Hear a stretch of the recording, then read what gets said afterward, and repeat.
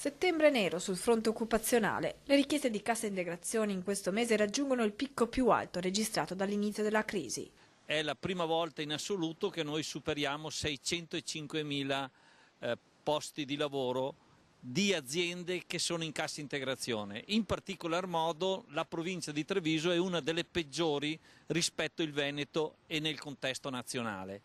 Va male a livello nazionale, va, se possibile, ancora peggio nella Marca, dove secondo gli ultimi dati le aziende che negli ultimi 12 mesi avevano aperto le procedure di crisi erano 462, il numero più elevato in tutto il Veneto, pari a circa 10.000 lavoratori.